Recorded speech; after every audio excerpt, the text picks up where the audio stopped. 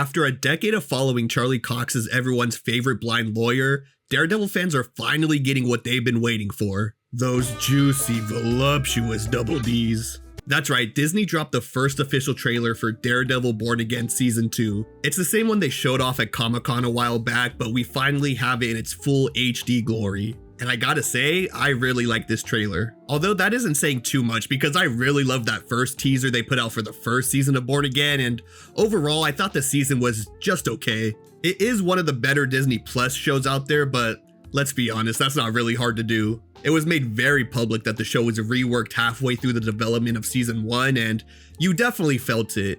It really felt like they Frankenstein two shows together at times. So I'm very happy that for this season, they have a clear vision of what the show should be, and they're gonna stick to it. And it seems like they're going all in on Mayor Fisk cracking down on masked vigilantes. He has his secret police task force, and we see shots of the task force in almost a propaganda way where they're high-fiving little kids, it's all sunshine and rainbows. When in reality, we know that's not what they're there for. Vincent D'Onofrio's Kingpin has always been the standout character of the show for me, even back in the Netflix days. And from what we see of him in this trailer, it looks like we're in for another amazing performance. It also looks like we're gonna see him get in the ring and fight some people. We had that insane shot of him decking a random person in the face. And oh my god, look how jacked Vincent D'Onofrio is. He's 66 years old, but he can kick my ass any day of the week. But just imagine signing up to fight the mayor of New York City. Like, what even goes into that? I was thinking this was like totally insane, but then I remembered it's not too far off from what's happening in the real world.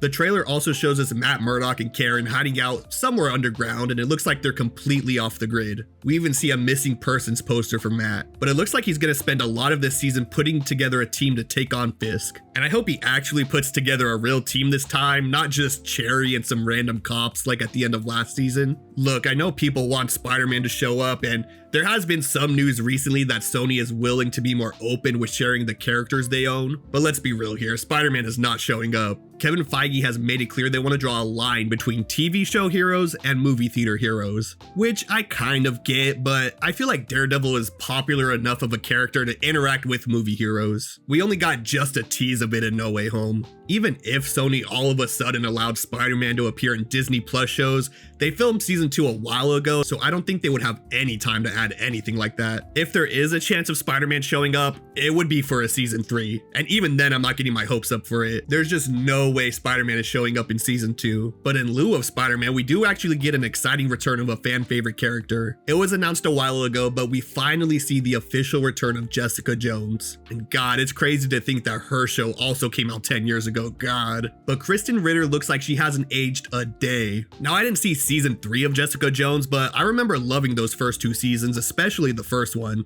And I thought she was really good in The Defenders. She and Matt were kind of the front and center of that show, so it kind of makes sense to bring her back here when she already has a connection to Matt. I'm also curious to see if they bring back or even acknowledge Luke Cage and Iron Fist. Michael Coulter, who plays Luke Cage, recently revealed he has had talks with Marvel about a potential return, and I would love to see Luke Cage return, but like Spider-Man, I just don't think he would pop up until a season 3. And as for Iron Fist, I kind of hope they bring back Finn Jones as Iron Fist. I know he was the least liked out of those Netflix shows, but I don't know, Marvel has had a history of bringing back not so liked characters years later, and they end up being more enjoyable. I think with better writing, he can become a likable character. But at the same time, I'm not going to lose any sleep if Iron Fist never pops up again. Also, did anyone else find it kind of funny that last season we saw the back of someone's head that looked like Luke Cage, and then the police commissioner said to him,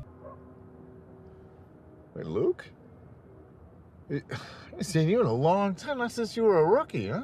But then it was just some random guy, like it wasn't Luke Cage. It definitely felt like Marvel was messing with us there. We also see the return of Bullseye, and you can just tell by his smug grin that he's up to no good. It looks like we have a bit of a Chekhov's gun situation here because you know with the way they show that cherry, he's gonna be killing innocent people with it. I can already imagine him tying the cherry stem into a shank and start stabbing people's eyes out. But it looks like Daredevil might have to team up with Bullseye here. It does make sense, they both want to take down Fisk, so they might have to do one of those temporary truces. But man, I know it's going to be hard for Matt to team up with the guy who killed his best friend. And speaking of best friend, we do see a bit of Foggy in what seems to be a flashback. Now, I understand why they decided to kill Foggy in the first season. Sure, they wanted it to be a fresh start for the character and kind of separate themselves from the Netflix seasons. But I don't know, I just felt like the show was really missing Foggy's presence last season.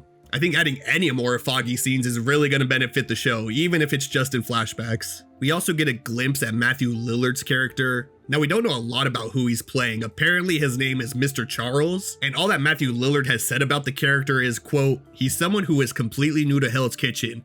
I don't wear any lycra of any kind." Which, okay, Matthew Lillard, I didn't even know how to pronounce lycra before today, but he basically means he's not a superhero. My guess is he's some sort of private investigator who, if I had a bet, is maybe secretly working for Fisk. I'm not sure.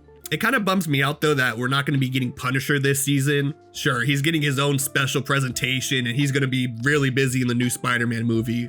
But I don't know, it's just with Daredevil putting a team together and the way last season ended, you would think the Punisher would be one of the first people Matt asked to join him. I don't know, even with just this trailer, I felt the lack of Punisher. Also, the new Daredevil costume is immediately top 3 of all time and might even have an argument to be the best Daredevil suit we've seen in live action. I know I joked about it earlier, but it is pretty insane we've waited this long for him to finally have his Double D logo on his chest. I hope he wears this costume most of the season and it's not just some new suit he wears in the last 2 episodes. Another thing I wanted to touch on was how we see Matt's sonar hearing. Last season, they did this thing where the aspect ratio would slowly change whenever he's using his sonar hearing. It would go really wide and then really tight.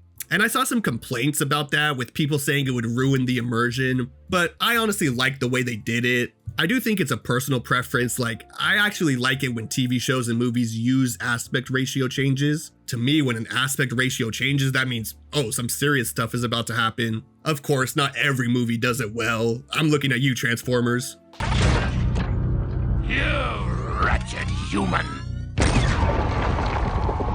But at the beginning of this trailer, we see the aspect ratio kind of jump cut to a different, much smaller picture. And I don't know if I like that specifically. I much prefer how they did it in the first season with the slow change into a bigger picture, then go to a tighter shot. So I don't know if that's how Matt's hearing is gonna be portrayed or if that's just an editorial thing they did for the trailer. But overall, I am super hyped for season 2. We're a little less than 2 months away from the season premiere, and it's kind of mind-blowing that season 1 came out just last year. I'm so used to these shows taking 3 to 4 years just to release 6 episodes. It's honestly a breath of fresh air seeing a show get back to a yearly release schedule. But that's all I have for you guys today. Just wanted to give my quick thoughts on the first trailer of Born Again season 2. If you saw the trailer, let me know down in the comments what you thought about it and if you're hyped for season 2. And with that, I'll catch you guys next time.